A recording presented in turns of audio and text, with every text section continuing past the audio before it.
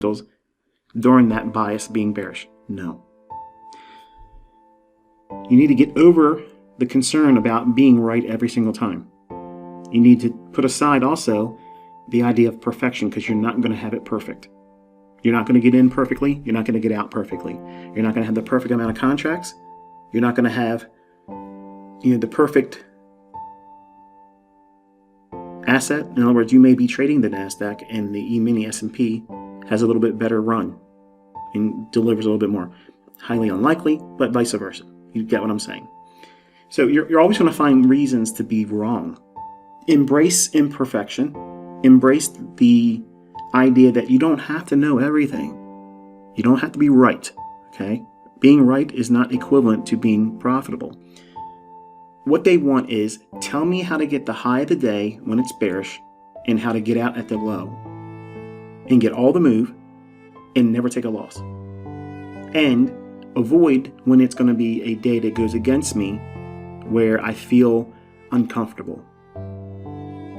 Now that might sound extreme, and maybe some of you that have issues with daily bias are thinking to yourself, that's not me. I just want to know when it's going to go up, when it's going to go down. I'm telling you, if you strip it down, that's what you're trying to do. You're trying to demand that I give you some magic bullet that's going to give you the absolute highest high and the lowest low on the bearish and bullish days. So that way, you're trading perfectly. I don't trade perfectly. No one trades perfectly. So you have to have this embracing of the gray area in the marketplace. That gray area is where things aren't always so clear. But because of experience you've had in the past, seeing things unfold the way they hopefully would if you've been trained properly, then there's nothing to fear. Even if you do it wrong and you have an adverse reaction or result to taking a trade using the logic that you're training with, there's no reason to be fearful, because one or two or maybe a small string of losing trades does not in any way, shape, or form diminish the effectiveness of a model if it's based on sound logic. Price lag. There's your fair value gap. Oh, but what happens if it goes down there and it keeps on going? That's what your stop is for. Remember what I said earlier in the video?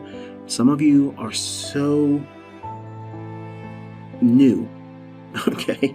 Your infancy as a speculator and trader it's getting in the way of sound logic, because what you're thinking is there's a way for you to trade and never take a loss. There's a way for you to somehow, and this is nowhere near true, that you could enter the market and your stop never needs to be placed because you're right. Because what you're saying is, I'm afraid to be wrong. That's a psychological barrier that you need to get over, because I'm going to show you my live account and there's going to be some negative numbers there. Those negative numbers sometimes are premium payments for me to get more intel. Okay? And with that, let's go into the